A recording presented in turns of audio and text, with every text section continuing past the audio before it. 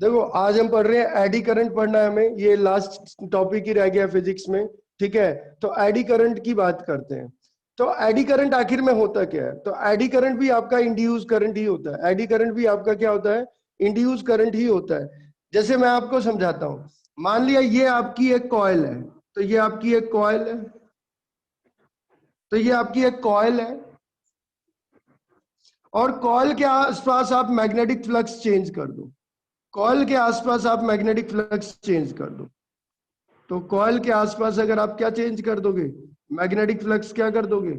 Change कर दोगे। तो कॉइल में से मैग्नेटिक फील्ड लाइंस जा रही हैं, तो कॉइल में से मैग्नेटिक फील्ड लाइंस जा रही हैं, नॉर्थ से निकल रही हैं, कॉइल में से ऐसे मैग्नेटिक फील्ड लाइंस जा रही हैं। अगर मैं इस मैग्नेट को कॉइल की तरफ मूव कराता हूं, मोशन कराता हूं, तो मैग्नेटिक फ्लक्स जो कॉइल से लिंक्ड है वो इंक्रीज करेगा। मैग्नेटिक फ्लक्स जो कॉइल से लिंक्ड है वो इंक्रीज करेगा। दूर ले जाता हूं तो मैग्नेटिक फ्लक्स जो कॉइल से लिंक्ड है वो डिक्रीज करेगा। तो अगर मैं पास लाता हूं तो मैग्नेटिक फ्लक्स कॉइल से जो लिंक्ड है वो इंक्रीज करेगा। दूर ले जाता हूं तो मैग्नेटिक फ्लक्स कॉइल से जो लिंक्ड है वो क्या करेगा? डिक्रीज करेगा। यानी मैग्नेटिक फ्लक्स कुल मिला के चेंज करेगा, तो कॉइल में ईएमएफ इंड्यूस हो जाएगा। तो कॉइल में ईएमएफ इंड्यूस हो जाएगा और कॉइल में करंट भी इंड्यूस हो जाएगा। कॉइल में जो करंट इंड्यूस होगा वो अकॉर्डिंग टू लेंज लॉ क्या होगा? वो अकॉर्डिंग टू लेंज लॉ जो होगा वो चेंज इन फ्लक्स का अपोज करेगा, और चेंज इन फ्लक्स का क्या करेगा? अपोज करेगा। तो इसमें करंट जो आ जाएगा वो एंटी क्लॉकवाइज डायरेक्शन में करंट आ जाएगा। ठीक है, और इसका अपना मैग्नेटिक फील्ड इस डायरेक्शन में आ जाएगा, अपना मैग्नेटिक फील्ड इस डायरेक्शन में आ जाएगा। ये इसका नॉर्थ पोल हो जाएगा और ये इसका क्या हो जाएगा? साउथ पोल हो जाएगा। यानी आपको पता है करंट कैरिंग लूप भी मैग्नेटिक मूवमेंट की तरह बिहेव करता है, मैग्नेटिक डाइपोल मूवमेंट की तरह बिहेव करता है। तो current carrying loop magnetic dipole की तरह बिहेव करेगा और इसमें भी मैग्नेटिक डाइपोल मूवमेंट होता है। तो कोई भी करंट कैरिंग लूप एक मैग्नेटिक डाइपोल की तरह बिहेव करता है और उसका भी अपना मैग्नेटिक डाइपोल मूवमेंट होता है। कॉइल को पास ला रहे हैं तो करंट क्या? तो कॉइल को पास लाओ या मैग्नेट को पास लाओ, कुछ भी कर सकते हो, कॉइल को भी पास ले जा सकते हो। लेकिन अभी मान लो मैग्नेट को कॉइल के पास ला रहा हूं, तो मैग्नेट को जो है वो कॉइल के पास लाया। तो मैग्नेट को जब कॉइल के पास ला रहा हूं तो मैग्नेटिक फ्लक्स कॉइल का क्या कर रहा है? इंक्रीज कर रहा है।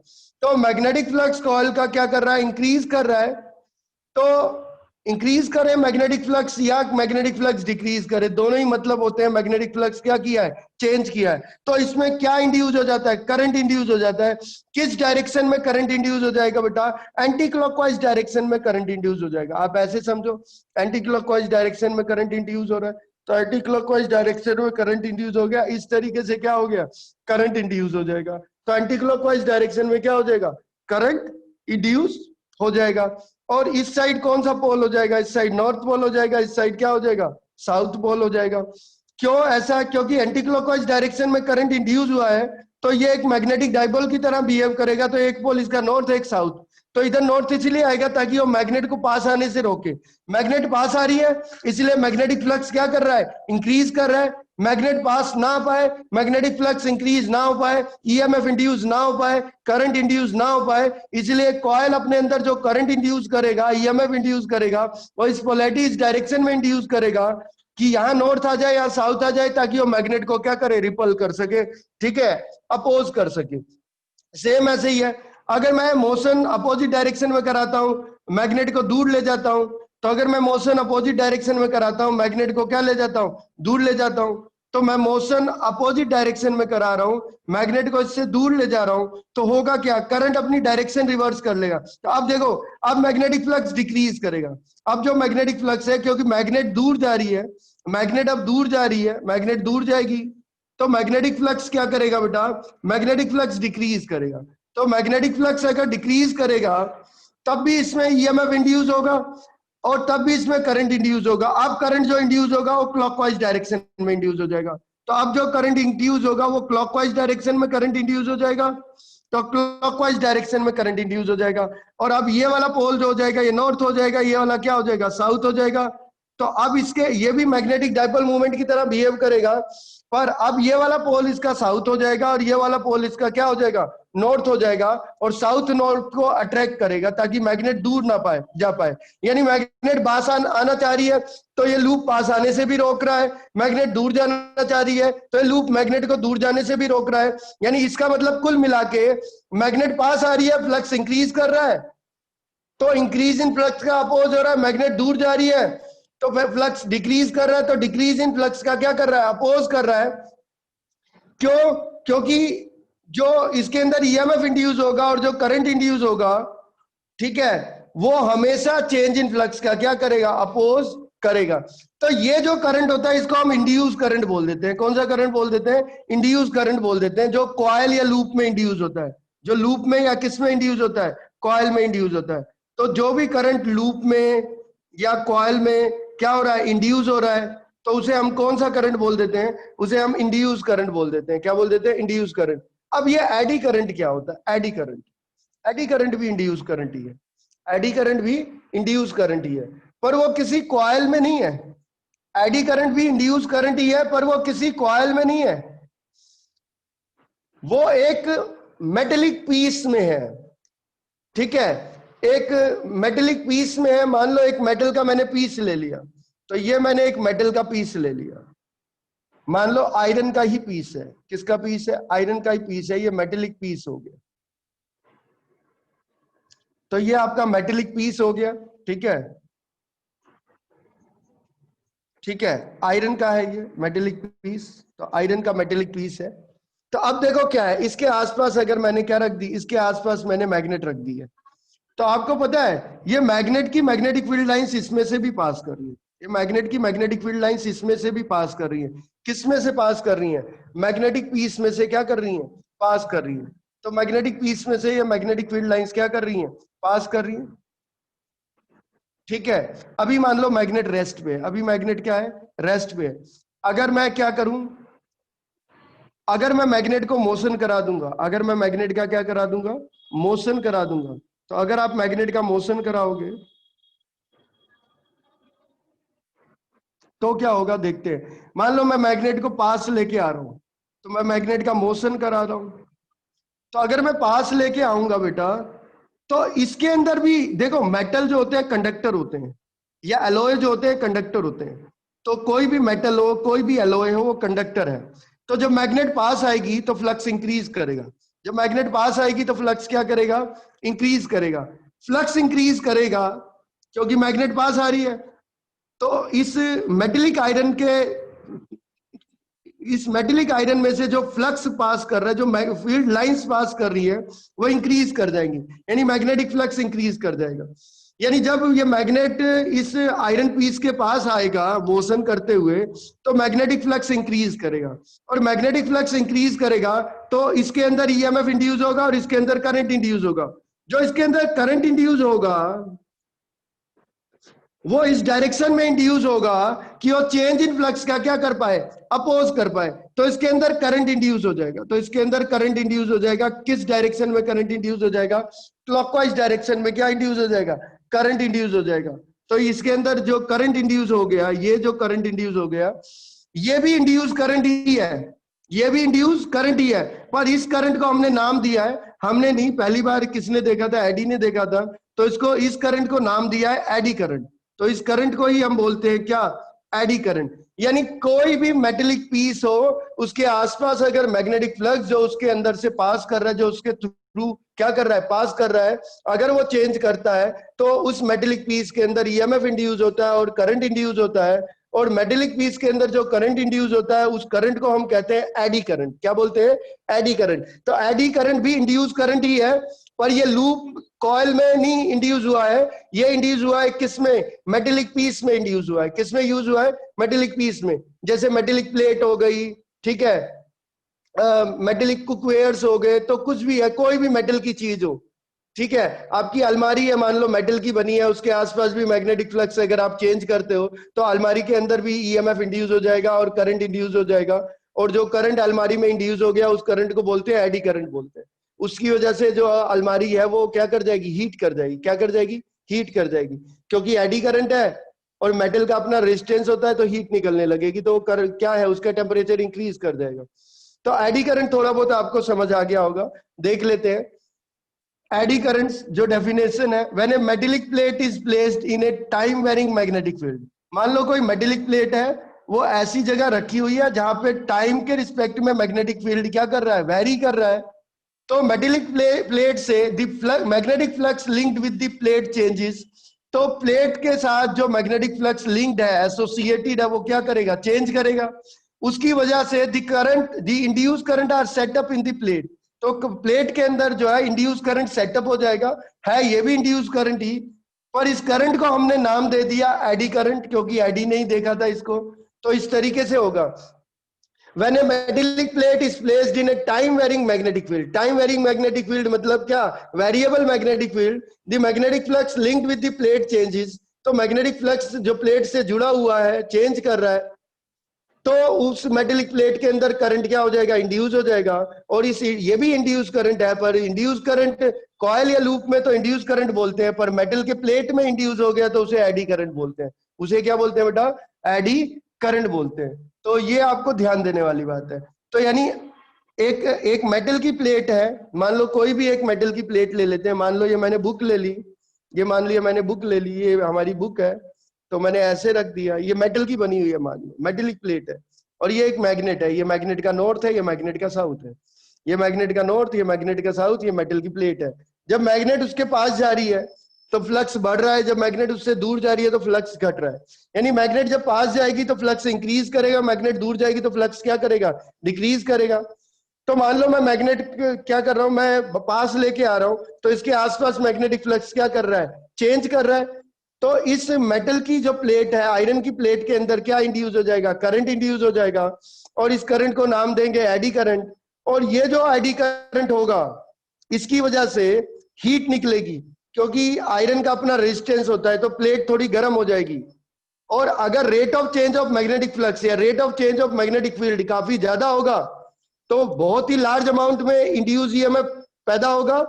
यानी इसमें जो एडी करंट होगा उसका मैग्नीट्यूड बहुत ज्यादा होगा, तो एडी करंट बहुत ज्यादा इसके अंदर इंड्यूस हो जाएगा, तो बहुत ज्यादा इसमें हीट निकलेगी। तो हो सकता है ये आयरन की प्लेट रेड हॉट हो जाए, एकदम लाल हो जाए, या मेल्ट कर जाए, या क्या कर जाए, मेल्ट कर जाए। तो ये चीज है। तो अब हम देखते हैं एडी करंट के अपने यूज देखते हैं। एडी करंट तो हमें थोड़ा समझ आ गया, एडी करंट के अपने यूज देखते हैं, वो हम समझते हैं। एप्लीकेशन क्या क्या है एडी करंट की।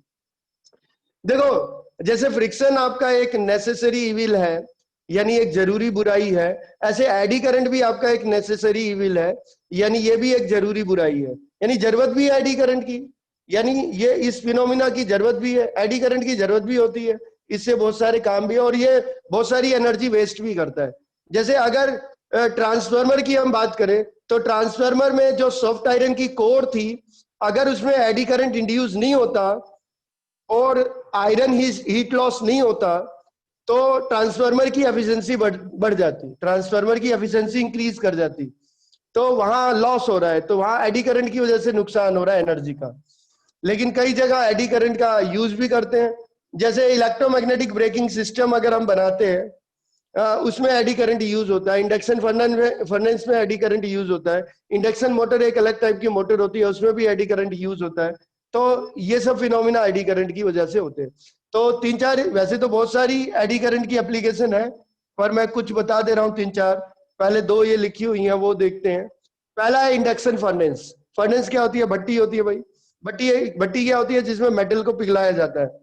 मान लो आपको आयरन पिघलाना है, तो एक बड़ी सी स्टील की भट्टी होगी, उसके अंदर वेस्ट आयरन डाल देंगे, और नीचे कोई फ्यूल से उस भट्टी को हीट करेंगे। कोई भी फ्यूल हो सकता है, वो कोल भी हो सकता है, कोयला, ठीक है, वो कोई ऑयल भी हो सकता है, वो गैस भी हो सकती है, नेचुरल गैस या कोई और गैस, ठीक है, जो फ्यूल की तरह काम कर सके।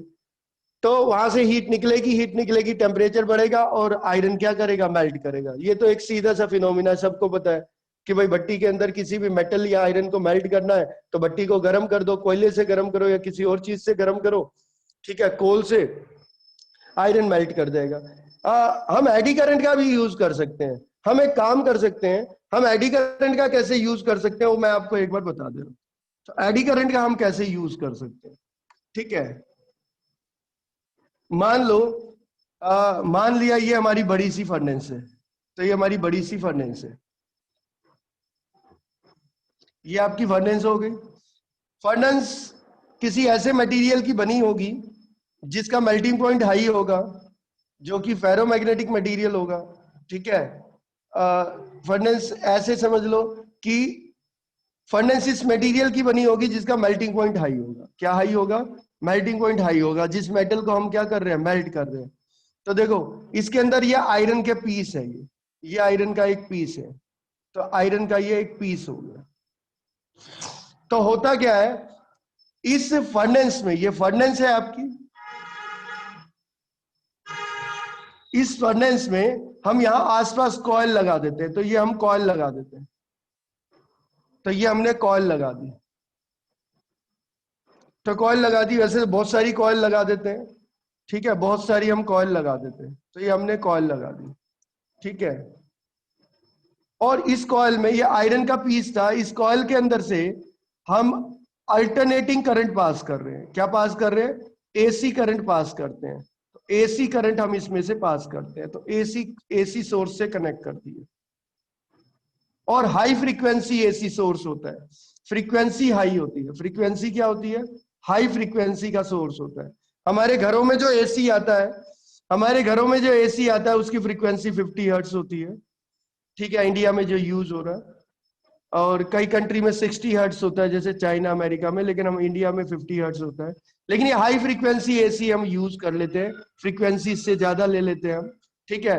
तो होता क्या है, इस आयरन से जो मैग्नेटिक फील्ड लाइंस पास कर रही हैं वो चेंज करेंगी, यानी टाइम वेरिंग मैग्नेटिक फील्ड हो जाएगा, वेरिएबल मैग्नेटिक फील्ड हो जाएगा, जिसकी वजह से मैग्नेटिक फ्लक्स वेरी करेगा।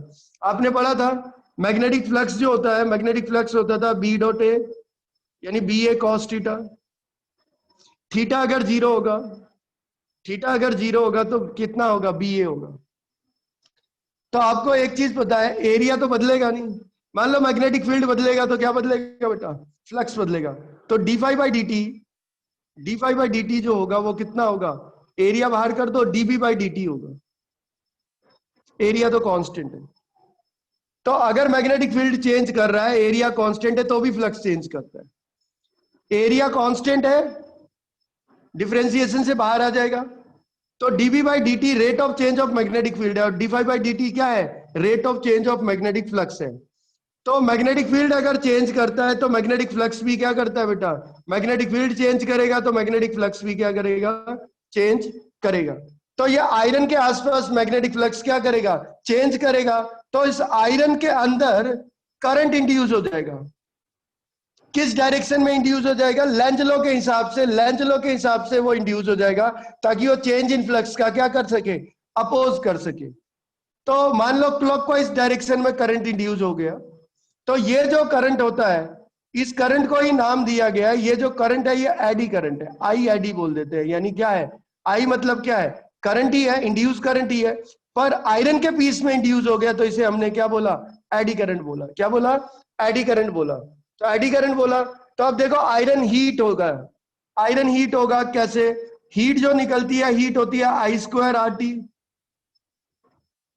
आई स्क्वायर आर टी हीट होती है। टाइम आपका जो है 1 सेकंड ले लेते हैं, मान लो पर सेकंड के लिए हीट निकाल रहे हैं, तो टाइम 1 सेकंड ले लेते हैं। तो करंट कितना? देखो आयरन का अच्छा खासा रेजिस्टेंस होता है, तो आयरन का अच्छा खासा क्या होता है? रेजिस्टेंस होता है। आयरन और स्टील का अच्छा खासा रेजिस्टेंस होता है। और ये जो करंट हुआ है ये एडी करंट है। Rate of change of magnetic field जितना ज्यादा होगा, rate of change of flux उतना ज्यादा होगा, इंड्यूस ईएमएफ उतना ज्यादा होगा, एडी करंट उतना ज्यादा होगा। तो हम जो rate of change of magnetic field होता है वो बहुत ही हाई होता है, इसलिए rate of change of magnetic flux भी हाई होता है, इसलिए इंड्यूस ईएमएफ भी हाई होता है, और इसलिए एडी करंट भी क्या होता है? हाई होता है। तो हाई एडी करंट होगा तो इसमें से हीट निकलेगी। क्या निकलेगी? हीट निकलेगी। हीट निकलेगी तो आयरन पीस का टेम्परेचर इंक्रीज करेगा, तो आयरन पीस का जो टेम्परेचर है वो राइज करेगा, और टेम्परेचर राइज करेगा, राइज करते करते टेम्परेचर उसके मेल्टिंग पॉइंट तक पहुंच जाएगा, और जब मेल्टिंग पॉइंट तक पहुंच जाएगा तो ये आयरन जो है वो मेल्ट कर जाएगा। क्या कर जाएगा? मेल्ट कर जाएगा। तो ये आयरन मेल्ट कर जाएगा। तो इस तरीके से क्या है, इंडक्शन फर्नेस हम क्या करते हैं बेटा? यूज करते हैं। तो इंडक्शन फर्नेस इंडक्शन, इंडक्शन मतलब आपको पता ही है, इलेक्ट्रोमैग्नेटिक इंडक्शन। हम क्या इंड्यूस कराएंगे? करंट इंड्यूस कराएंगे। और क्या इंड्यूस कराएंगे? फ्लक्स इंड्यूस कराएंगे। तो हमने करंट इंड्यूस कराना और क्या इंड्यूस कराना है बेटा? फ्लक्स इंड्यूस कराना है। इंडक्शन फर्नेस में क्या होता है, जो मेटल होता है उसको देखो, इन्हें in induction furnace the metal to be heated is placed in a rapidly varying magnetic field produced by high frequency alternating current. Strong eddy currents are set up in the metal, produce so much heat that the metal melts. यानी सीधी सी कहानी है कि जो induction furnace होती है उसके अंदर क्या होता है, जो मेटल होता है उसको एक ऐसी जगह रखा जाता है। इंडक्शन फर्नेस एक ऐसी जगह होती है जहां पे मैग्नेटिक फील्ड जो है वो रैपिडली क्या कर रहा होता है? वेरी कर रहा होता है, ठीक है। और रैपिडली मैग्नेटिक फील्ड वेरी कब करेगा? हम एक एसी सोर्स यूज करते हैं, अल्टरनेटिंग करंट का सोर्स यूज करते हैं जिसकी फ्रीक्वेंसी हाई हो, क्योंकि फ्रीक्वेंसी हाई होगी तो टाइम पीरियड लो होगा, टाइम पीरियड लो होगा तो rate of change of magnetic field high होगा, rate of change of magnetic flux high होगा, इंड्यूस ईएमएफ हाई होगा और एडी करंट हाई होगा। स्ट्रॉन्ग एडी करंट उसके अंदर क्या होगा? इंड्यूस हो जाएगा। स्ट्रॉन्ग एडी करंट उसके अंदर क्या हो जाएगा? इंड्यूस हो जाएगा।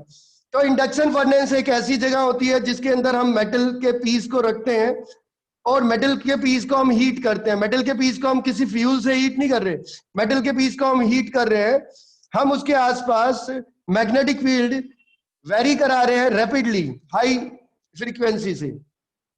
होगा क्या? और ये रैपिड यानी हम मैग्नेटिक फील्ड क्या कर रहे हैं? वेरी करा रहे हैं, ठीक है। और rate of change of magnetic field बहुत हाई है। वो कैसे किया हमने?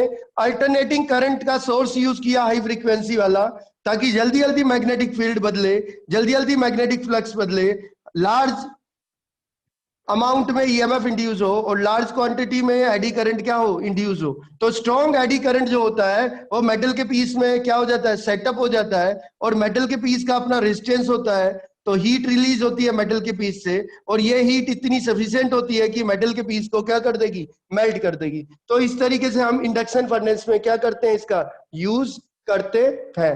अगला देखते हैं बेटा, सेकंड देखते हैं इसमें क्या होगा। सेकंड एप्लीकेशन, इंडक्शन फर्नेस तो इसकी बहुत कॉमन एप्लीकेशन है। इंडक्शन फर्नेस के अलावा आप घरों में भी करते हो। कभी आपने घरों में आपको मैं बता देता हूँ, इंडक्शन चूल्हा यूज किया जाता है। इंडक्शन चूल्हा क्या है? यही सेम है, वो एक तरीके की इंडक्शन फर्नेस की तरह ही काम कर रहा है। इंडक्शन चूल्हा में देखो क्या होता है, अगर आप उसमें देखोगे, इंडक्शन चूल्हा मैं बता दे रहा हूँ जो आपके घरों में यूज होता है। तो देखो, एक कॉइल होती है ऐसे, इसकी कई नंबर ऑफ टर्न्स होती हैं, बहुत ज्यादा नंबर ऑफ टर्न्स होती हैं, ये नंबर ऑफ टर्न्स होती है। और इसमें हम एक एसी सोर्स से इसको हम कनेक्ट कर देते हैं। तो हम एक एसी सोर्स से इसको क्या कर रहे हैं? कनेक्ट कर रहे हैं। तो ये हमारा एक एसी सोर्स हो गया। हमारे घरों में तो फ्रीक्वेंसी बहुत ज्यादा नहीं आ रही, 50 हर्ट्ज आ रही है, ये भी ठीक है क्योंकि हमें बर्तन पिघलाने नहीं है, हमें तो खाना बनाना है, तो हमें टेम्परेचर ज्यादा नहीं चाहिए होता। हमें टेम्परेचर 100, 150, 200 डिग्री सेल्सियस ही चाहिए होता है। तो हमें जो टेम्परेचर चाहिए खाना पकाने के लिए वो 100, 150, 200, 250 डिग्री सेल्सियस के आसपास ही रहता है। यानी जो रेंज होती है 150 से 250 डिग्री के बीच में आपका खाना आराम से बन जाएगा। आपको बर्तन पिघलाने का तो मोटिव नहीं है कि आप जो है यूटेंसिल मेल्ट करो, तो ऐसा नहीं है। तो कुकिंग यूटेंसिल्स मेल्ट करने का हमारा पर्पज नहीं है। इसमें अगर हम देखें तो इसमें क्या होता है, मान लो आपने इसके, ये जो है किसके अंदर बंद होता है बेटा? ये प्लास्टिक के बॉक्स के अंदर बंद होता है। तो ये प्लास्टिक के बॉक्स के अंदर बंद होता है और इसके ऊपर ग्लास रखा होता है। क्या रखा होता है? ग्लास रखा होता है, टफन्ड ग्लास रखा होता है। एक ग्लास होता है जो टफ करके रखा हुआ होता है, ठीक है, टफन्ड ग्लास होता है। इसके ऊपर आप कढ़ाई रख देते हो। मान लो आपने कढ़ाई रख दी, इसके ऊपर आपने कढ़ाई रख दी, ये हमने कढ़ाई रख दी। वैसे तो कोई भी बर्तन यूज कर सकते हैं, तो बस ध्यान देना है कि आपका बर्तन ऐसा होना चाहिए, आपका यूटेंसिल ऐसा होना चाहिए, ठीक है, कुकिंग यूटेंसिल ऐसा होना चाहिए कि उसका रेजिस्टेंस अच्छा खासा होना चाहिए। उसका रेजिस्टेंस जो होना चाहिए वो क्या होना चाहिए बेटा? ज्यादा होना चाहिए, क्योंकि रेजिस्टेंस नहीं होगा, रेजिस्टेंस लो होगा तो हीट ज्यादा नहीं रिलीज होगी, तो हीट निकलनी चाहिए। तो आपका जो यूटेंसिल होना चाहिए वो स्टील का होना चाहिए, स्टील का अच्छा खासा रेजिस्टेंस होता है, या आयरन का होना चाहिए। आयरन का भी रेजिस्टेंस अच्छा खासा होता है। या कोई ऐसा एलॉय हो, या कोई एलॉय हो जैसे मैंगनीन, कॉन्स्टेंटीन या यूरेका या निक्रोम, ऐसा एलॉय हो, निक्रोम भी हो सकता है। तो इस तरीके का हो। क्या नहीं होना चाहिए? एल्यूमिनियम नहीं होना चाहिए, एल्यूमिनियम के बर्तन काम नहीं करेंगे। कॉपर नहीं होना चाहिए, कॉपर के बर्तन नहीं काम करेंगे। ब्रास के बर्तन नहीं काम करेंगे, यूटेंसिल्स नहीं काम करेंगे। ठीक है। तो कुकवेयर्स जो होते हैं वो आपके एल्यूमिनियम, कॉपर या ब्रास के बने नहीं होने चाहिए। ठीक है, यानी आपके कढ़ाई जो है, बर्तन, ये सारे किसके नहीं बने होने चाहिए? खाना बनाने के लिए जो है एल्यूमिनियम, कॉपर, ब्रास का नहीं बने। इनके रेजिस्टेंस काफी क्या होते हैं? लो होते हैं। मान लो कढ़ाई, तो आपको पता है घर घर में जो कढ़ाई होती है वो आयरन की बनी होती है, स्टील की भी बनी होती है कई जगह, वैसे आयरन ही ले लेते हैं अभी। तो अब देखो होता क्या है, बहुत हाई फ्रीक्वेंसी का एसी तो नहीं है पर एसी तो है। तो एसी कैसा करंट प्रोड्यूस करता है? जो अल्टरनेटिंग करंट होता है वो टाइम वेरिंग करंट होता है। क्या होता है?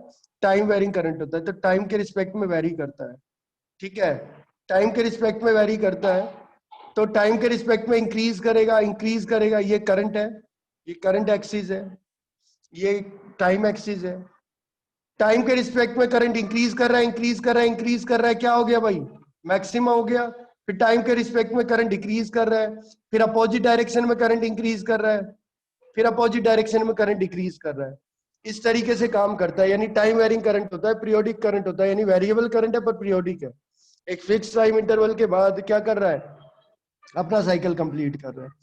तो ये क्या करेगा, जब इसमें करंट फ्लो करेगा तो इसमें से मैग्नेटिक फील्ड लाइंस निकलेंगी। बेटा क्या निकलेंगी?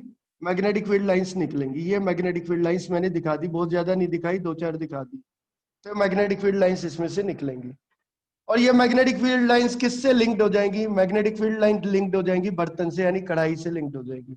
ठीक है, कुछ भी हो सकता है, कोई भी बर्तन हो सकता है। ठीक है, कुकर भी हो सकता है आपका। ठीक है, जो है बस ध्यान देना, इंडक्शन वाले जो बर्तन होते हैं वो थोड़ा अलग होते हैं। इंडक्शन वाले बर्तन के नीचे एक स्टील की प्लेट होती है, एक स्टील की मोटी प्लेट होती है, ताकि एडी करंट उसमें इंड्यूस हो सके और वो प्लेट गर्म हो सके। ठीक है, तो उस हिसाब से होता है। अब क्या हो जाएगा, अब अगर करंट चेंज कर रहा है, तो करंट चेंज कर रहा है किसके अंदर? करंट चेंज कर रहा है बेटा कॉइल के अंदर करंट चेंज कर रहा है। तो कॉइल के अंदर अगर करंट चेंज करता है, कॉइल के अंदर अगर करंट चेंज करता है, कॉइल के अंदर अगर करंट चेंज करता है, तो इसके तो फ्लक्स भी चेंज करेगा कॉइल के आसपास। कॉइल के आसपास मैग्नेटिक फील्ड चेंज करेगा, तो कॉइल के आसपास मैग्नेटिक फील्ड चेंज करेगा।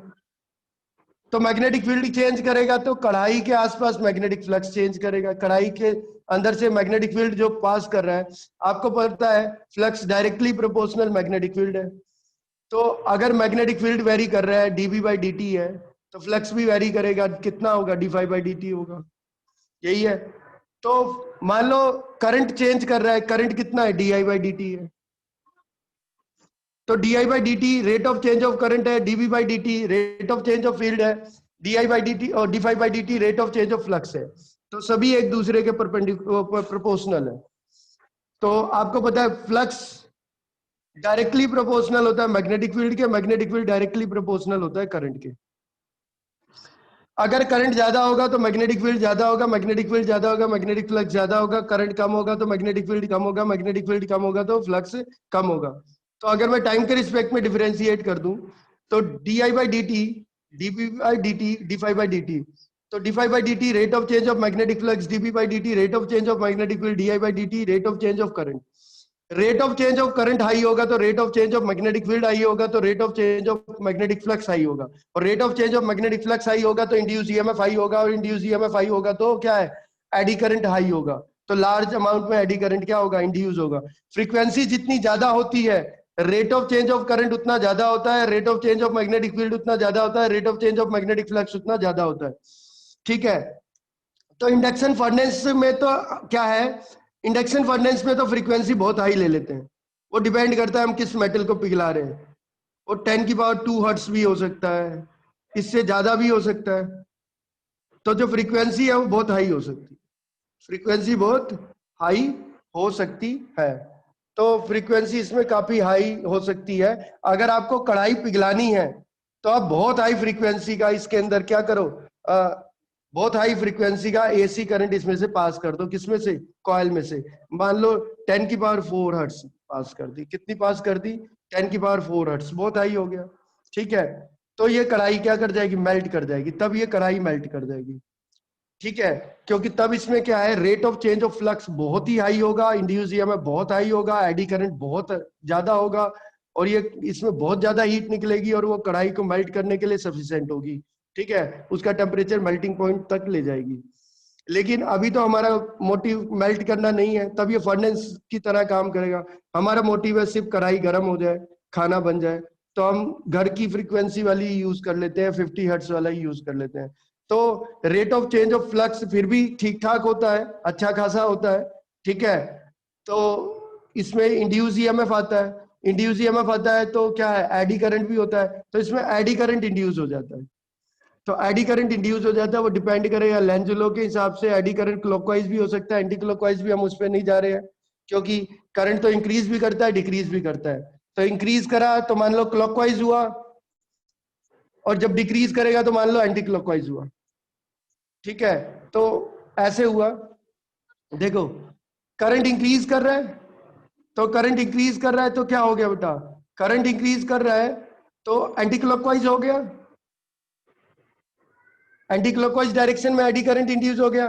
करंट डिक्रीज कर रहा है तो क्लॉकवाइज डायरेक्शन में करंट क्या कर रहा है, क्लॉकवाइज डायरेक्शन में करंट इंड्यूस कर रहा है। तो बदलता रहेगा, ऐसे होगा, यानी current clockwise anti clockwise, clockwise anti clockwise, clockwise anti clockwise, clockwise anti clockwise, ऐसे चलता रहेगा। कोई दिक्कत नहीं, हमें उससे क्या लेना देना। करंट तो है ना इसमें, एडी करंट, करंट है इसके अंदर एडी करंट। अगर करंट है तो हीट जो निकलेगी वो कितनी निकलती है, हीट निकलती है I²RT पर सेकंड की हीट माने तो टाइम 1 सेकंड ले लेते हैं। और रेजिस्टेंस कढ़ाई का अच्छा खासा होता है। अगर ये कॉपर की कढ़ाई होती, तांबे की कढ़ाई होती, तो रेजिस्टेंस लो होता, तो उतनी हीट नहीं निकल पाती, तो कढ़ाई गर्म नहीं हो पाती, तो खाना नहीं बन पाता। लेकिन आयरन की है, स्टील की है, तो रेजिस्टेंस भी अच्छा खासा है, एडी करंट भी बहुत ज्यादा है, तो क्या होगा बेटा, हीट हो जाएगी कढ़ाई और आप इसमें क्या कर सकते हो, खाना बना सकते हो। तो इंडक्शन जो चूल्हा होता है उसमें इस तरीके से ही काम होता है, ठीक है। अगला देखते हैं बेटा और क्या होता है। अगला है इंडक्शन मोटर। इंडक्शन मोटर, तो इंडक्शन मोटर होता है तो आप इंडक्शन मोटर को भी समझ सकते हो, तो इंडक्शन मोटर भी हम समझ लेते हैं। इंडक्शन मोटर में होता क्या है, ऐसे कॉइल होती हैं, जैसे बीच में एक रोटर होता है, बीच में एक मेटल का रोटर होता है, इसे रोटर बोलते हैं। ये मेटेलिक रोटर होता है, क्या होता है, मेटेलिक रोटर होता है, सॉफ्ट आयरन का बना होता है। तो बीच में एक रोटर होता है, इसे, ये मेटेलिक रोटर होता है, किसका बना होता है बेटा, सॉफ्ट आयरन का बना होता है। किसका बना होता है, सॉफ्ट आयरन का बना होता है। तो ये सॉफ्ट आयरन का बना हुआ है, और ये रोटर को हम क्या करते हैं, ये रोटर घूमता है, ये रोटर ही घूमता है, और ये रोटर घूमता है, और इस रोटर से ही जो है रोड अटैच होती है, एक्सल अटैच होता है, ये रोड होती है। तो ये रोड अटैच होती है, रोड, एक्सेल भी बोल सकते हैं इसको। तो ये एक्सिस, तो ये एक्सिस भी घूमता है, ये एक्सिस भी घूमता है। रोटर घूमेगा तो क्या घूमेगा, एक्सिस भी घूमेगा, ठीक है। तो ये रोटर हम कैसे घुमा पाते हैं वो देखते हैं, हम रोटर कैसे घुमा पाते हैं इंडक्शन उसमें। तो होता क्या है, रोटर घुमाने के लिए हम क्या करते हैं, ये मेटल का रोटर है, मैंने पहले ही बता दिया, जो रोटर है ये क्या है, सॉफ्ट आयरन का रोटर है। पहले वैसे ही इसकी रीडिंग करते हैं, क्या लिखा हुआ है और कैसे लिखते हैं, और इसको बता देते हैं। Induction motor, when a metallic rotor is placed in A rotating magnetic field, ध्यान देना यहाँ मैग्नेटिक फील्ड तो है पर वो रोटेटिंग मैग्नेटिक फील्ड है। कैसा है, रोटेटिंग मैग्नेटिक फील्ड है। तो रोटर के अंदर एडी करंट क्या हो जाएगा, इंड्यूस हो जाएगा, प्रोड्यूस हो जाएगा। According to Lenz law, Lenz law के हिसाब से रोटर की यह कोशिश रहेगी कि वो चेंज इन फ्लक्स का क्या करे, अपोज करे। तो चेंज इन फ्लक्स का अपोज करने के लिए रोटर खुद घूमने लगेगा, ताकि रोटेटिंग मैग्नेटिक फील्ड और रोटर के बीच में रिलेटिव मोशन ना हो, रोटर के बीच में और मैग्नेटिक फील्ड के बीच में रिलेटिव मोशन ना हो। इसलिए रोटर खुद मूव करने लगता है, रोटेट करने लगता है मैग्नेटिक फील्ड के हिसाब से। तो when a metallic rotor is placed in A rotating magnetic field, eddy currents are produced in it. According to Lenz law, these current tends to reduce to relative motion. ये current क्या कोशिश करेंगे, relative motion कम करने की कोशिश करेंगे between rotor and magnetic field, ठीक है। एंड दिस सिलेंडर, तो हमने देखा बेटा, तो these currents tends to reduce, these currents tends to reduce to relative motion between the cylinder and the field. ये सिलेंडर रोटर को ही बोल रहे हैं, सिलेंडर रोटर को बोल रहे हैं। This cylinder therefore began to rotate, cylinder मतलब rotor, this cylinder therefore began to rotate in the direction of field, magnetic field, in the direction of magnetic field. मैं मतलब समझा देता हूं। होता क्या है कि एक रोटर होता है जिसको हम सिलेंडर भी बोल रहे हैं, वो मैग्नेटिक फील्ड में रखा होता है। मैग्नेटिक फील्ड उसके अंदर क्या करता है, वेरी करता है, वेरी करेगा, तो रोटर के अंदर जो है ईएमएफ इंड्यूस हो जाएगा और एडी करंट इंड्यूस हो जाएगा। पर ध्यान देना, यहां जो मैग्नेटिक फील्ड होगा वो रोटेटिंग मैग्नेटिक फील्ड होगा। कैसा मैग्नेटिक फील्ड होगा, रोटेटिंग मैग्नेटिक फील्ड होगा, जिसकी वजह से फ्लक्स क्या कर रहा है, चेंज कर रहा है। तो रोटर के अंदर जब ईएमएफ इंड्यूस होगा, एडी करंट इंड्यूस होगा, तो वो चाहेगा कि रोटर मतलब सिलेंडर, रोटर मतलब सिलेंडर, सिलेंडर और मैग्नेटिक फील्ड के बीच का रिलेटिव मोशन कम हो जाए, खत्म हो जाए, ताकि उसके अंदर ईएमएफ इंड्यूस ना हो पाए, एडी करंट इंड्यूस नहीं हो पाए। तो इसकी वजह से रोटर क्या करेगा, जिस डायरेक्शन में मैग्नेटिक फील्ड रोटेट कर रहा है उसी डायरेक्शन में रोटर भी रोटेट करना क्या कर देगा, शुरू कर देगा। तो ये इंडक्शन मोटर का क्या है, प्रिंसिपल होता है। ये भी एडी करंट पे ही क्या होता है, बेस्ड होता है। और इंडक्शन मोटर ही सबसे ज्यादा यूज भी की जाती है, इनकी पावर ज्यादा होती है, एफिशिएंसी ज्यादा होती है, काफी एफिशिएंट होती है। थोड़ा समझाने की कोशिश करते हैं। ये आपका रोटर है, ये आपका क्या है, रोटर है। किसका बना है, सॉफ्ट आयरन का बना होता है। तो सॉफ्ट आयरन की बहुत सारी प्लेट को जोड़ जोड़ के रोटर बनाया जाता है, एक सिंगल सॉफ्ट आयरन का पीस नहीं होता यहाँ पे, ठीक है। पतली पतली प्लेट्स होती हैं, सर्कुलर प्लेट्स, उनको जोड़ जोड़ के एक सॉफ्ट आयरन का क्या बनाया जाता है, रोटर बनाया जाता है, ठीक है। अच्छा, इसमें देखते हैं बेटा, ये कॉइल लगी होती है, एक कॉइल यहाँ लगी है तो ये एक कॉइल हो गई, एक कॉइल यहाँ लगी है तो ये दूसरी कॉइल है, एक कॉइल यहाँ लगी है तो ये तीसरी कॉइल है, एक कॉइल यहाँ लगी है तो ये चौथी कॉइल है, ठीक है। तो अब देखो होता क्या है, इस तरीके से होगा कि ऐसे होगा, अभी मैग्नेटिक फील्ड इसमें आएगा, फिर मैग्नेटिक फील्ड इसमें आएगा, फिर मैग्नेटिक फील्ड इसमें आएगा, फिर मैग्नेटिक फील्ड इसमें आएगा। मान लो अभी इसमें करंट आ गया तो इसमें मैग्नेटिक फील्ड आ गया, ठीक है। तो इसमें करंट इंक्रीज कर रहा है, इसमें मैग्नेटिक फील्ड आ गया। फिर इसमें क्या करेगा, इसमें करंट इंक्रीज करेगा और इसमें मैग्नेटिक फील्ड आ जाएगा और इसमें खत्म हो जाएगा। फिर इसमें आ जाएगा मैग्नेटिक फील्ड, इसमें करंट आ जाएगा, इसमें खत्म हो जाएगा, फिर इसमें आ जाएगा। तो आप अगर देखो तो बारी बारी से, वैसे तो मैंने 4 कॉइल ली हैं और बहुत सारी कॉइल होती हैं, 4 से ज्यादा होती हैं, मान लो 8 ले ली, या 8 से ज्यादा 12 होती हैं, या 12 से भी ज्यादा होती हैं, सब ऐसे गोल रखी होती हैं, ठीक है। तो 12 हो सकती हैं, 16 हो सकती है, समझाने के लिए अभी मैंने 4 ले लिए। तो होता क्या है, मैग्नेटिक फील्ड इधर आया, फिर मैग्नेटिक फील्ड इधर आया, फिर मैग्नेटिक फील्ड इधर, फिर इधर, ऐसे होता है। शुरू में इसमें मैग्नेटिक फील्ड नहीं था, तो शुरू में इसमें मैग्नेटिक, ऐसा नहीं है चारों में एक साथ आ जाता है। इसमें आया मैग्नेटिक फील्ड, फिर इसमें खत्म हो गया, फिर इसमें आ गया मैग्नेटिक फील्ड, फिर इसमें खत्म हो गया, फिर इसमें आ गया मैग्नेटिक फील्ड, फिर इसमें खत्म हो गया तो इसमें आ गया मैग्नेटिक फील्ड। बारी बारी से घूम रहा है, फिर इसमें खत्म हुआ, फिर इसमें आ गया। तो मैग्नेटिक फील्ड रोटेट कर रहा है, मैग्नेटिक फील्ड क्या कर रहा है, रोटेट कर रहा है।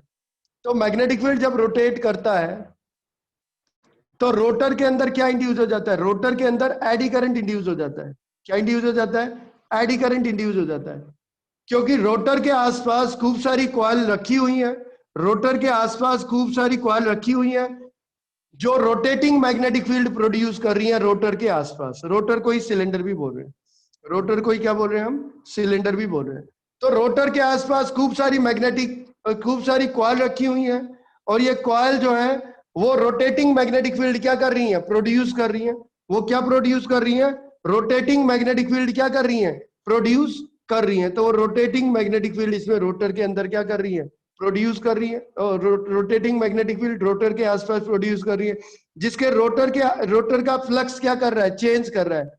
तो रोटर का फ्लक्स चेंज कर रहा है, तो रोटर के अंदर क्या इंड्यूस हो जाएगा, ईएमएफ इंड्यूस हो जाएगा, और क्या इंड्यूस हो जाएगा, करंट इंड्यूस हो जाएगा, एडी करंट। और एडी करंट जब इंड्यूस होता है तो लेंज लॉ के हिसाब से एडी करंट क्या करता है, अब देखो मैग्नेटिक फील्ड कैसे रोटेट कर रहा है, अगर मैं आपको समझा दूं तो कॉइल हटा देता हूं, तो मैग्नेटिक फील्ड ऐसे रोटेट कर रहा है, ऐसे गया मैग्नेटिक फील्ड, फिर ऐसे गया मैग्नेटिक फील्ड, फिर ऐसे गया मैग्नेटिक फील्ड, फिर ऐसे गया मैग्नेटिक फील्ड। तो मैग्नेटिक फील्ड इसमें क्या कर रहा है, रोटेट करना शुरू कर दिया। तो मैग्नेटिक फील्ड जब रोटेट करेगा तो रोटर के अंदर जो ईएमएफ इंड्यूस होगा और जो करंट इंड्यूस होगा वो चेंज इन फ्लक्स का क्या करेगा, अपोज करेगा अकॉर्डिंग टू लेंज लॉ। तो लेंज लॉ के हिसाब से eddy current change in flux का अपोज कर रहा है। फ्लक्स किसकी वजह से चेंज हो रहा है, रोटेटिंग मैग्नेटिक फील्ड की वजह से चेंज हो रहा है। तो रोटर क्या करेगा, ये रोटर मैग्नेटिक फील्ड और रोटर मैग्नेटिक फील्ड के रिस्पेक्ट में अपने रिलेटिव मोशन को खत्म करेगा, यानी ये रोटर खुद भी रोटेट करने लग जाएगा। तो ये रोटर खुद भी रोटेट करने लग जाएगा, ये रोटर खुद भी रोटेट करने लग जाएगा। किस डायरेक्शन में, मैग्नेटिक फील्ड जिस डायरेक्शन में रोटेट कर रहा है, ताकि क्या हो कि दोनों के बीच में रिलेटिव मोशन या तो कम हो जाए या खत्म हो जाए, ताकि उसमें एडी करंट इंड्यूस ना हो पाए। तो इसको हम क्या बोलते हैं, ये हमारी होती है इंडक्शन कॉइल, तो इंडक्शन मोटर सॉरी। एक रोटर होता है, रोटर एक सॉफ्ट आयरन का सिलेंडर ही होता है, लेकिन एक सिंगल पीस का बना नहीं होता, खूब सारी प्लेट का बना होता है। रोटर को हम मैग्नेटिक फील्ड में रखते हैं, पर मैग्नेटिक फील्ड हमारा रोटेटिंग मैग्नेटिक फील्ड है, और रोटेटिंग मैग्नेटिक फील्ड भी क्या करेगा बेटा, ये भी टाइम वेरिंग फील्ड हो गया मैग्नेटिक फील्ड, जिसकी वजह से फ्लक्स चेंज करेगा रोटर के आसपास। तो रोटर के अंदर ईएमएफ इंड्यूस होगा और एडी करंट इंड्यूस होगा। रोटर में जो एडी करंट इंड्यूस होगा वो चेंज इन फ्लक्स का अपोज करेगा अकॉर्डिंग टू लेंज लॉ। तो वो क्या करेगा, तो खुद भी रोटेट करने लगेगा मैग्नेटिक फील्ड की डायरेक्शन में, ताकि रोटर और मैग्नेटिक फील्ड के बीच में रिलेटिव मोशन या तो कम हो जाए या खत्म हो जाए, ठीक है, क्योंकि वो चेंज इन फ्लक्स का क्या करेगा, अपोज करेगा। इस तरीके से इंडक्शन मोटर क्या करती है बेटा, काम करती है। इंडक्शन मोटर काफी एफिशिएंट होती है, पावरफुल होती है, ठीक है, इसलिए इंडक्शन मोटर ज्यादा यूज की जाती है, ठीक है, कमर्शियली। अगला आता है बेटा, इसके अलावा भी हमारा होता है, इसके अलावा हमारा जो होता है वो क्या होता है, देखो हमने जो पढ़ा, जो हम आपका इंडक्शन चूल्हा था उसमें भी एडी करंट का ही यूज हो रहा था, इंडक्शन फर्नेस में भी एडी करंट का ही यूज हो रहा था, इंडक्शन मोटर में भी एडी करंट का ही यूज हो रहा था। Electromagnetic brakes, electromagnetic brakes, electromagnetic brakes, electromagnetic braking system होता है बेटा, जो बुलेट ट्रेन होती है या जो फास्ट मूविंग ट्रेन होती हैं, जैसे मेट्रो ट्रेन है, तो इनमें ना जो मैग्नेटिक ब्रेक्स होती हैं, इलेक्ट्रोमैग्नेटिक ब्रेक्स होती हैं, ठीक है, ये एडी करंट पे ही क्या करती हैं, ये एडी करंट पे ही बेस्ड होती हैं। ये किस पे बेस्ड होती हैं, एडी करंट पे ही क्या होती हैं, बेस्ड होती है। तो ये एडी करंट पे बेस्ड होती हैं, तो समझते हैं ये बहुत जगह हो सकता है। जैसे मान लो ये आपकी एक प्लेट है, ये आपकी एक प्लेट है, सॉफ्ट आयरन की प्लेट है, सॉफ्ट आयरन की प्लेट है, ठीक है, और सॉफ्ट आयरन की प्लेट है, और यहाँ पे ये फ्री है रोटेट करने के लिए, मान लो ऐसे है, और ये फ्री है टू रोटेट। क्या है बेटा, फ्री है क्या करने के लिए, रोटेट करने के लिए, मान लो फ्री है, तो फ्री है रोटेट करने के लिए। तो मान लो ये रोटेट कर सकती है, बहुत आसानी से रोटेट कर सकती है, ठीक है। मान लो अभी ओमेगा किस एंगुलर वेलोसिटी से रोटेट कर रही है, तो ये 100 रेडियन पर सेकंड की एंगुलर वेलोसिटी से रोटेट कर रही है प्लेट। ये मेटल की प्लेट हो गई, सॉफ्ट आयरन की प्लेट हो गई, तो ये आयरन की प्लेट है, यही है। अगर मैं इसके आसपास मैग्नेट ले आऊंगा, तो अगर मैं इसके आसपास मैग्नेट ले आता हूं, ये नॉर्थ पोल और ये साउथ पोल, ठीक है, तो इस प्लेट का मैग्नेटिक फ्लक्स चेंज होना शुरू हो जाएगा। तो इस प्लेट का मैग्नेटिक फ्लक्स क्या होना शुरू हो जाएगा, चेंज होना शुरू हो जाएगा तो प्लेट के अंदर ईएमएफ इंड्यूस हो जाएगा और प्लेट के अंदर एडी करंट इंड्यूस हो जाएगा। तो प्लेट के अंदर एडी करंट इंड्यूस हो जाएगा और एडी करंट जो है लेंज लॉ के हिसाब से चेंज इन फ्लक्स का क्या करेगा, अपोज करेगा। तो एडी करंट जो है वो चेंज इन फ्लक्स का क्या करेगा, चेंज इन फ्लक्स का क्या करेगा, अपोज करेगा। तो चेंज इन फ्लक्स का क्या करना है, अपोज करना है। तो चेंज इन फ्लक्स का वो अपोज करेगा। चेंज इन फ्लक्स का अपोज करने के लिए बेटा फ्लक्स क्यों बदल रहा है, प्लेट के घूमने की वजह से, प्लेट के रोटेट करने की वजह से। प्लेट रोटेट कर रही है उसकी वजह से फ्लक्स बदल रहा है। तो चेंज इन फ्लक्स का अपोज करेगा eddy current according to Lenz law. तो वो क्या करेगा, वो घूमेगा नहीं, फिर मतलब वो क्या करेगा, वो रुकना शुरू हो जाएगा, फिर घूमेगा नहीं, वो उसमें एडी करंट होगा और वो उसके रोटेशन को अपोज करेगा। तो फिर ये प्लेट धीरे धीरे रुक जाएगी और ये प्लेट धीरे धीरे रुक जाएगी और एक समय आ जाएगा क्या है, उसकी एंगुलर वेलोसिटी 0 हो जाएगी। ठीक है, और एंगुलर वेलोसिटी 0 हो जाएगी और प्लेट क्या कर जाएगी, रुक जाएगी, स्टॉप हो जाएगी। सेम ऐसे ही होता है। ऐसे ही हम क्या करते हैं, इलेक्ट्रोमैग्नेटिक ब्रेकिंग सिस्टम बनाते हैं। इलेक्ट्रोमैग्नेटिक ब्रेकिंग, यहां तो मैंने परमानेंट मैग्नेट दिखा दी। ठीक है, इलेक्ट्रोमैग्नेटिक ब्रेकिंग सिस्टम में थोड़ा मैग्नेटिक फील्ड स्ट्रॉन्ग चाहिए होता है, तो थोड़ा वहां पे मैग्नेटिक फील्ड स्ट्रॉन्ग चाहिए होता है, काफी स्ट्रॉन्ग मैग्नेटिक फील्ड चाहिए होता है। तो वहां देखो होता क्या है, वहां यही चीज व्हील होती है। तो ये एक व्हील है। तो आपने देखा होगा ट्रेन का जो व्हील होता है वो किसका बना होता है, ट्रेन का व्हील स्टील का बना होता है। मेट्रो का या ट्रेन का व्हील स्टील का बना होता है। ठीक है, तो हम व्हील में भी एडी करंट इंड्यूस कर सकते हैं। व्हील के बगल में एक ड्रम भी लगा सकते हैं, डिस्क लगा सकते हैं, उसमें भी एडी करंट इंड्यूस कर सकते हैं। ठीक है, लेकिन मान लो व्हील से भी रोका जा सकता है, कोई दिक्कत नहीं है। तो ये एक व्हील है, स्टील का व्हील है मान लिया। ठीक है, तो हम क्या करते हैं, इसके आसपास जो है वो ये इलेक्ट्रोमैग्नेट लगी होती है, ये इलेक्ट्रोमैग्नेट लगी होती है, स्ट्रॉन्ग इलेक्ट्रोमैग्नेट ये लगी होती है, स्ट्रॉन्ग इलेक्ट्रोमैग्नेट लगी होती है। ये इलेक्ट्रोमैग्नेट लगी हुई है, ये इलेक्ट्रोमैग्नेट लगी हुई है। ठीक है, और ये इलेक्ट्रोमैग्नेट आपकी लगी है। ठीक है, और इसका स्विच मान लो किसी भी सोर्स से कनेक्टेड है, मान लो चाहे डीसी हो चाहे एसी हो, तो मान लो एसी सोर्स से कनेक्टेड है और इसका स्विच है ड्राइवर के पास है, इसके पास है, ड्राइवर के पास है। ऐसे हर एक व्हील के पास एक इलेक्ट्रोमैग्नेट लगी होती है। तो ये कौन सी मैग्नेट है बेटा, इलेक्ट्रोमैग्नेट है। तो इलेक्ट्रोमैग्नेट है, इलेक्ट्रोमैग्नेट के अंदर ये सॉफ्ट आयरन की रोड होती है बड़ी सी, ये सॉफ्ट आयरन की होती है, सॉफ्ट आयरन की रोड होती है। ये आपका व्हील है, तो ये रहा आपका व्हील। अभी इसके अंदर करंट नहीं है क्योंकि सर्किट कंप्लीट नहीं है, तो करंट क्या है बेटा, 0 है, तो करंट ही नहीं है अभी। तो ये व्हील हो गई सॉफ्ट आयरन की। ठीक है, वैसे तो व्हील स्टील की बनी होती है, ट्रेनों की, मेट्रो की, बुलेट ट्रेन की स्टील ही मान लो। क्या होगा बेटा, ये रोटेट कर रही है, एक पर्टिकुलर वेलोसिटी से मूव कर रही है। तो मान लो ट्रेन अभी चल रही है, किस स्पीड से चल रही है, 100 किलोमीटर पर आवर की स्पीड से चल रही है। तो उसके हिसाब से व्हील की कोई एंगुलर वेलोसिटी भी होगी। तो व्हील की कुछ सर्टेन एंगुलर वेलोसिटी होगी, मान लो ओमेगा एंगुलर वेलोसिटी है। ठीक है, वो कुछ भी हो सकती है, जो भी है।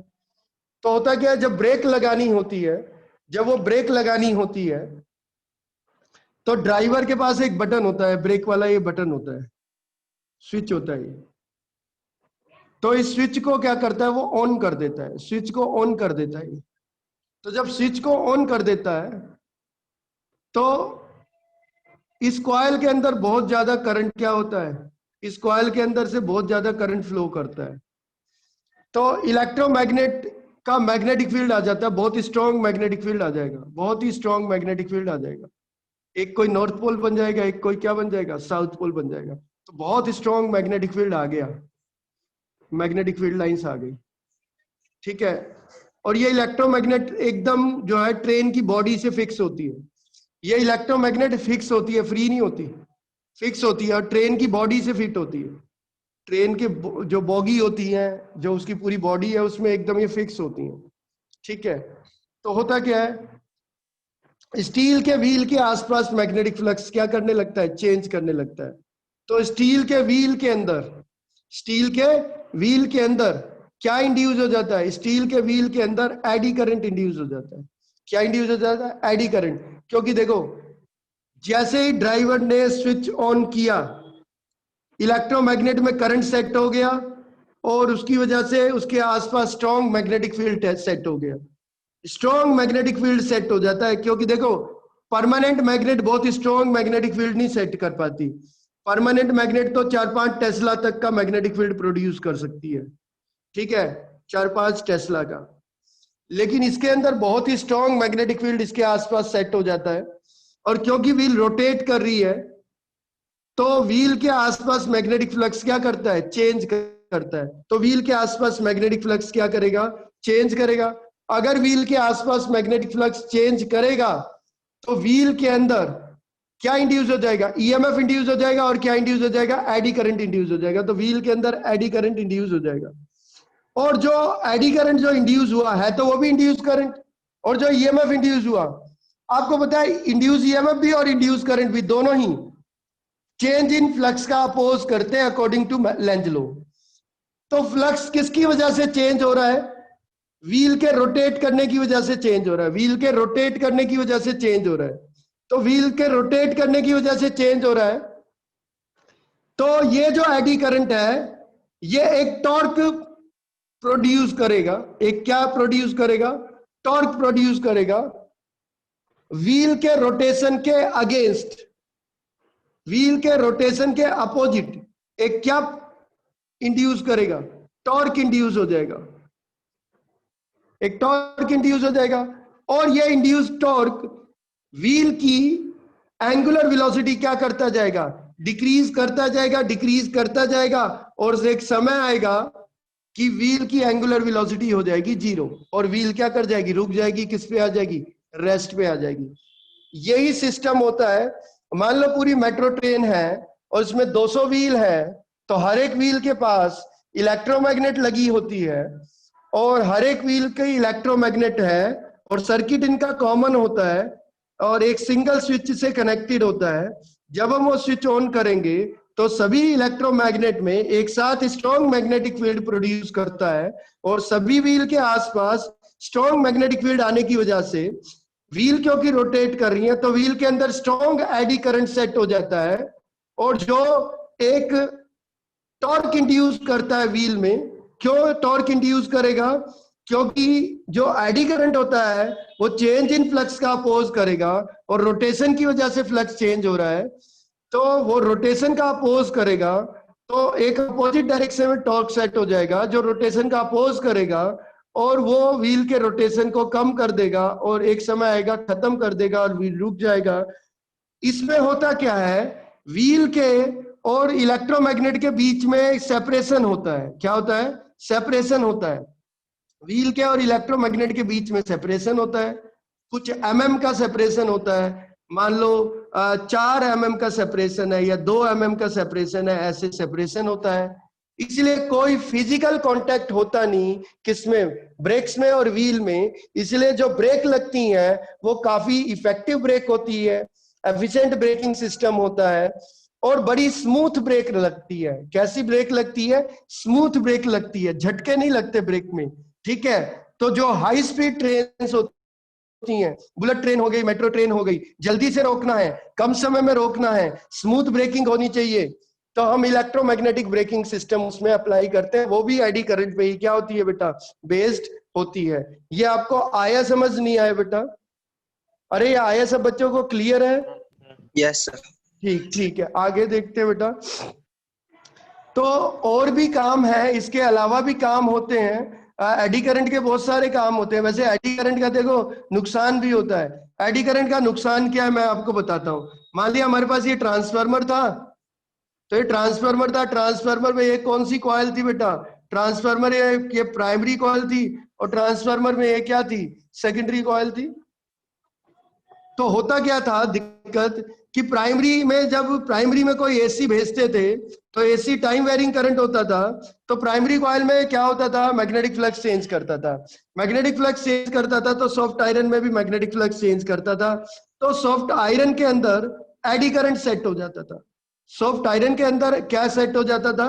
एडी करंट सेट हो जाता था। तो सॉफ्ट आयरन में एडी करंट सेट हो जाएगा। और ये एडी करंट है, और सॉफ्ट आयरन का अपना रेजिस्टेंस भी होता था, सॉफ्ट आयरन का अपना रेजिस्टेंस भी होता था, तो हीट निकलती थी। आयरन में से क्या निकलती थी? हीट निकलती थी। तो इसको बोलते थे आयरन लॉस बोलते थे। क्या बोलते थे? आयरन लॉस बोलते थे, जो एफिशिएंसी ट्रांसफार्मर की रिड्यूस कर देता है। और हीट जो निकलती थी वो I²RT होता था। टाइम 1 सेकंड ले ले पर सेकंड की हीट। रेजिस्टेंस सॉफ्ट आयरन का अच्छा खासा होता था, अच्छा खासा एडी करंट होता था, तो काफी हीट निकलती है, रिलीज होती है, जिससे सॉफ्ट आयरन गर्म हो जाता था। ये सॉफ्ट आयरन गर्म हो जाता था, और जो इलेक्ट्रिक एनर्जी है वो हीट एनर्जी के रूप में क्या हो जाती थी? लॉस हो जाती थी। हीट एनर्जी के रूप में लॉस हो जाती थी, जिसे हम आयरन लॉस बोलते थे। क्या बोलते थे? आयरन लॉस बोलते थे। इसको हम खत्म तो कर नहीं सकते थे, इसको हम कम कर सकते थे। कम करने के लिए हमने एक काम किया, हमने सॉफ्ट आयरन की लैमिनेटेड प्लेट ले ली। सॉफ्ट आयरन की लैमिनेटेड क्या ले ली? प्लेट ले ली। तो सॉफ्ट आयरन की लैमिनेटेड प्लेट लेने से रेजिस्टेंस बढ़ जाता है और एडी करंट कम हो जाता है। रेजिस्टेंस बहुत बढ़ जाता है, एडी करंट बहुत घट जाता है। लेकिन रेजिस्टेंस की तो फर्स्ट पावर पे डिपेंड कर रहा है, और करंट की किस पावर पे डिपेंड कर रही है? ही सेकंड पावर पे डिपेंड कर रही है। तो रेजिस्टेंस इंक्रीज हो जाता है और करंट डिक्रीज हो जाता है। मान लो ऐसे समझो कि रेजिस्टेंस डबल हो गया। जैसे अभी एडी करंट I1 है और रेजिस्टेंस R1 है, तो हीट अभी डेसिपिएट हो रही है H1। तो होता क्या है, जब सॉफ्ट आयरन हमने लिया और उसकी लैमिनेटेड कोर ले लेंगे। क्या ले लेंगे? लैमिनेटेड कोर ले लेंगे। यानी जो है सॉफ्ट आयरन की प्लेट्स होती हैं, उन प्लेट्स को लैमिनेट करके जोड़ जोड़ के लैमिनेटेड कोर बनाते हैं, सॉफ्ट आयरन की कोर बनाते हैं। तो जो रेजिस्टेंस है अगर आप डबल कर दोगे, मतलब आपने क्या किया, सॉफ्ट आयरन का एक पूरा पीस यूज करोगे, सॉफ्ट आयरन का पूरा एक पीस यूज करोगे, तो रेजिस्टेंस लो रहेगा, एडी करंट हाई रहेगा। एडी करंट हाई रहेगा तो हीट लॉस ज्यादा होगा, आयरन लॉस ज्यादा होगा, तो एफिशिएंसी और कम होगी। तो एफिशिएंसी थोड़ी हम बढ़ाना चाहते हैं, आयरन लॉस कम करना चाहते हैं, एडी करंट लॉस कम करना चाहते हैं, तो सॉफ्ट आयरन की जो प्लेट्स, जो कोर होती है, उसको लैमिनेटेड प्लेट से बनाते हैं, लैमिनेटेड शीट से बना लेते हैं। ठीक है, तो खूब सारी आयरन की शीट्स होती हैं, यानी प्लेट्स होती हैं, और उनको लैमिनेट करके आपस में जोड़ के कोर बना लिया जाता है। तो इससे रेजिस्टेंस मान लो डबल हो गया, तो रेजिस्टेंस डबल हो जाएगा बेटा। पहले रेजिस्टेंस R1 था, अब रेजिस्टेंस R2 हो गया, और वो R1 का डबल हो गया, तो रेजिस्टेंस बढ़ जाता है। लैमिनेट करने से रेजिस्टेंस बढ़ गया, रेजिस्टेंस तो डबल हो गया। तो अब देखो हीट कितनी निकलेगी, अब हीट कितनी होगी? अब हीट H2 होगी, वो कितनी होगी? I2²R2, I2²R2। तो आपको पता है बेटा, अगर रेजिस्टेंस डबल हुआ होगा तो करंट हाफ हुआ होगा। रेजिस्टेंस तो डबल हो गया, R2 जो है वो R1 का डबल हो गया, तो करंट जो है I2 वो I1 का हाफ हो जाएगा। करंट जो I2 है वो I1 का क्या हो जाएगा? हाफ हो जाएगा। ध्यान देने वाली बात है, जो रेजिस्टेंस था R2 वो R1 रेजिस्टेंस का डबल हो गया, मान लो 2 पल के लिए डबल हुआ है, तो जो करंट होगा I2 वो I1 करंट का क्या हो जाएगा? हाफ हो जाएगा। I1 करंट का क्या हो जाएगा? हाफ हो जाएगा। तो अब हीट कितनी निकलेगी? तो अब हीट कितनी निकलेगी? तो I2² R2 है, R2 को R1 की जगह लिखना है, लिख सकते हैं। R2 कितना है बेटा? 2 टाइम्स R1 है, तो R2 2 टाइम्स R1 है, क्योंकि रेजिस्टेंस तो डबल हो गया। लेकिन करंट जो I2 है वो पहले से आधा हो गया, यानी रेजिस्टेंस डबल हुआ, करंट आधा हो गया, तो करंट जो I2 है वो I1/2 है, तो I1/2 है। तो उस हिसाब से जो होगा, उस हिसाब से हीट जो निकलेगी वो I1²/4 और 2 टाइम्स R1, 2 से 2 कैंसिल हो जाएगा, तो ये हो गया I1²R1, I1²R1 H1 हीट है, तो H1/2। तो हीट आधी हो जाती है बेटा, ध्यान देना, हीट आधी हो गई। यानी मैंने सॉफ्ट आयरन की लैमिनेटेड कोर यूज की, लैमिनेटेड शीट यूज की, सॉफ्ट आयरन की लैमिनेटेड शीट से मैंने कोर बनाया, तो उसने रेजिस्टेंस बढ़ा दिया, करंट घटा दिया, तो हीट लॉस कम हो जाता है, आयरन लॉस कम हो जाता है, जिसे एडी करंट लॉस भी बोलते हैं, वो कम हो जाता है। क्योंकि रेजिस्टेंस की तो फर्स्ट पावर पे डिपेंड करता है और करंट की सेकंड पावर पे डिपेंड करता है, तो करंट पे ज्यादा डिपेंड करता है। तो एडी करंट अगर कम कर दोगे तो हीट लॉस क्या हो जाता है? कम हो जाता है, और एफिशिएंसी बढ़ जाती है। एक और है, और भी हम देखते हैं इसमें, अगर हम देखें तो एक होता है डायथर्मी होता है। डायथर्मी का मतलब आप देखो, कभी आपको चोट लग जाती है या मस्कुलर पुल हो जाता है, कोई मसल पुल हो गई, खिंच गई आपकी, ठीक है, तो या मसल में स्वेलिंग है, सूजन है, तो हीट ट्रीटमेंट बोलते हैं। कई बार हीट ट्रीटमेंट दी जाती है, हीट फर्मेंटेशन के लिए बोल देते हो। तो हीट ट्रीटमेंट में क्या करते हैं, आप क्या करते हो, या तो कपड़ा गर्म कर करके आप वहां पे लगाते हो जहां पे मसल दर्द कर रही है, मसल में स्वेलिंग है, ठीक है, या हॉट वाटर बात आती है, रबड़ की एक बोतल होती है, उसमें गर्म पानी भर के बंद करके उससे आप सिकाई करते हो, हीट ट्रीटमेंट लेते हो, ठीक है, या गर्म पानी में आप कपड़ा डाल डाल के उससे हीट ट्रीटमेंट करते हो। तो इस तरीके से होता है। एक और तरीके से हीट ट्रीटमेंट दी जा सकती है। एक्चुअली हमारी जो बॉडी है, हमारी बॉडी के अंदर जो है कनेक्टिव टिश्यू, ब्लड या लिम्फ है, इसका भी रेजिस्टेंस ठीक ठाक होता है। इसमें भी एडी करंट इंड्यूस किया जा सकता है। टिश्यू में भी एडी करंट इंड्यूस किया जाता है, क्योंकि वाटर होता है, फ्लूइड होता ही है, सेलुलर फ्लूइड तो होता ही है। तो इसमें एडी करंट अगर इंड्यूस करोगे तो इसमें भी हीट निकलेगी। जैसे अगर आपने पानी में भी एडी करंट अगर आपने इंड्यूस कर दिया किसी तरीके से, अगर आपने वाटर में भी एडी करंट इंड्यूस कर दिया, तो वाटर में भी आप एडी करंट इंड्यूस कर सकते हैं। आप कहोगे कैसे वाटर में एडी करंट कैसे इंड्यूस कर सकते हैं? तो वाटर में एडी करंट आप इंड्यूस कर सकते हो, ठीक है, क्योंकि आप उसके वाटर के अंदर कोई सॉल्ट डाल दो, वाटर के अंदर क्या डाल दो, कोई सॉल्ट डाल दो। तो वाटर के अंदर आप सॉल्ट डाल दो, कोई भी आयनिक सॉल्ट डाल दो, वो आयनिक सॉल्ट आयनाइज हो जाएगा, डिसोसिएट हो जाएगा, आयंस में कन्वर्ट हो जाएगा, ठीक है। आयंस है, थोड़े बहुत रैंडम मोशन में इधर उधर मूव कर रहे हैं, पर कोई नेट करंट का हिसाब किताब नहीं है। अब उसके आसपास आप मैग्नेटिक फ्लक्स चेंज करोगे।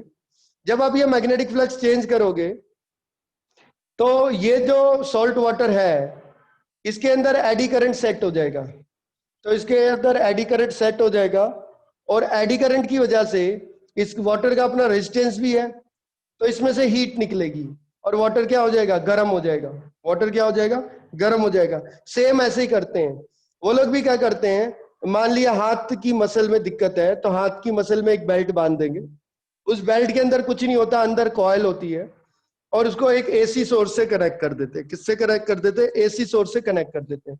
ध्यान देना बेटा, घर वाला है फ्रीक्वेंसी वाला, तो घर की फ्रीक्वेंसी तो एसी की बहुत ज्यादा होती है, 50 हर्ट्ज होती है।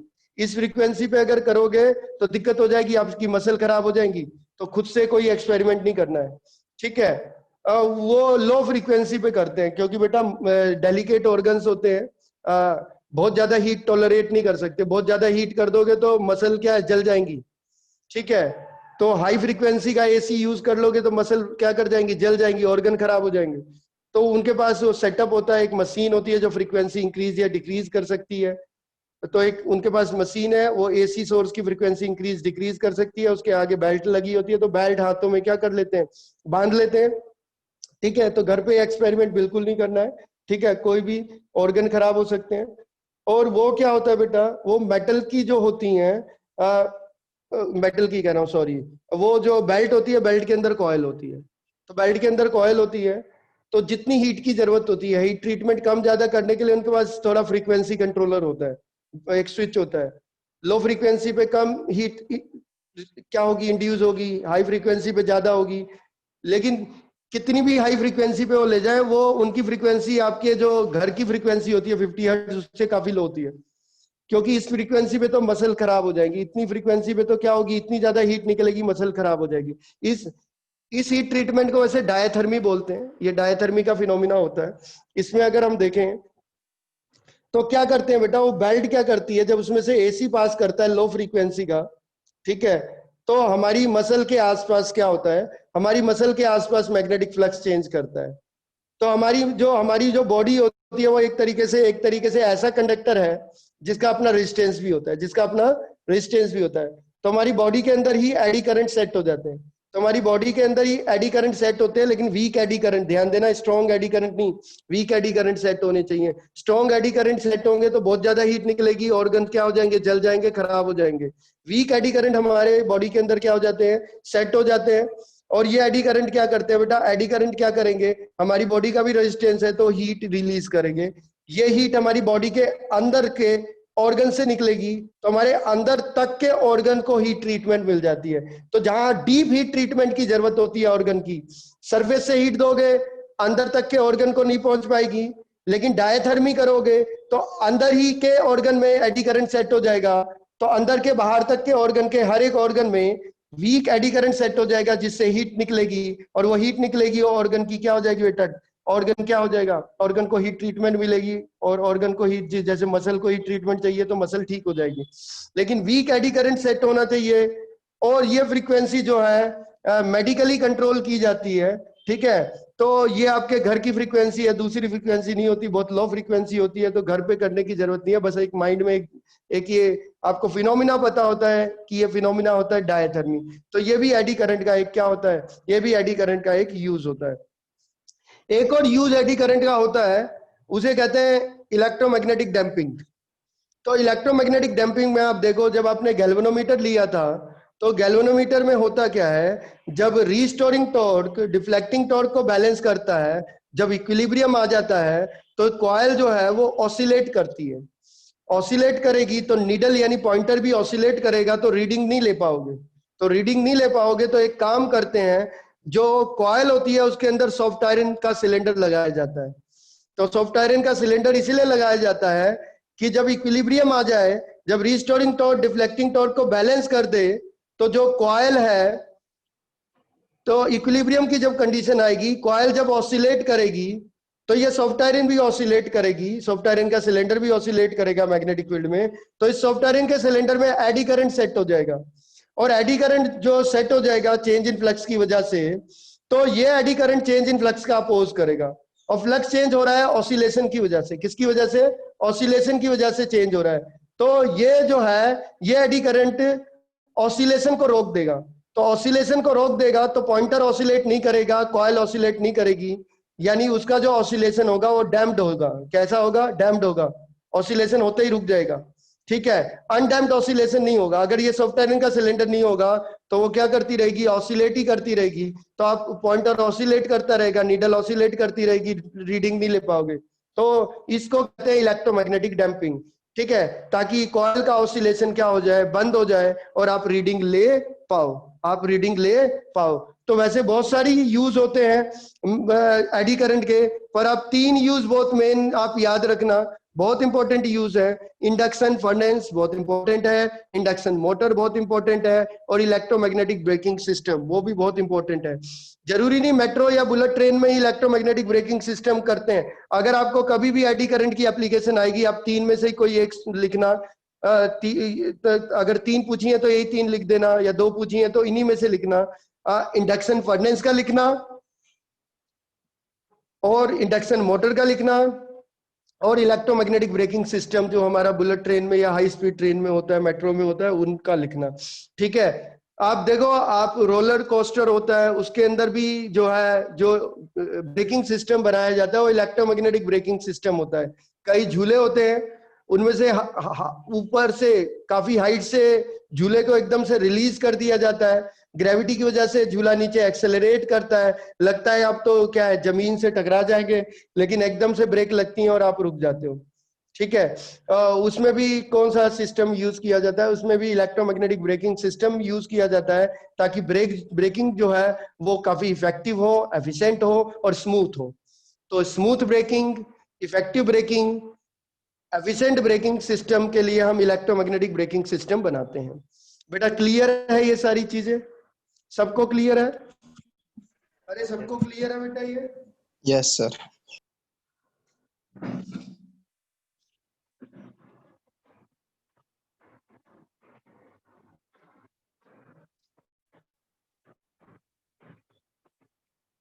तो एक काम करते हैं बेटा, ठीक है, ये चैप्टर खत्म हो गया है, ये चैप्टर खत्म हो गया है। तो ठीक है, ये अब अगली क्लास में मैं एसी शुरू कर दूंगा, ये चैप्टर खत्म हो गया है, तो क्लास एंड करते हैं। ठीक है, अगली क्लास में मैं एसी शुरू करूंगा बेटा।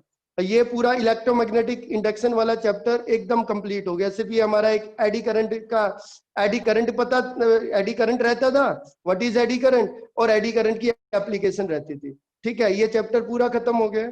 अब हम अगली क्लास में एसी शुरू कर देंगे। ठीक है, और अब कोई दिक्कत नहीं होगी, अब क्लास होती रहेगी। वो हेडफोन और थोड़ा लैपटॉप की प्रॉब्लम आ गई थी, तो इसलिए क्लास नहीं हो पाई थी 2-3 दिन। ठीक है, क्लास एंड करते हैं बेटा। ठीक है, यस सर।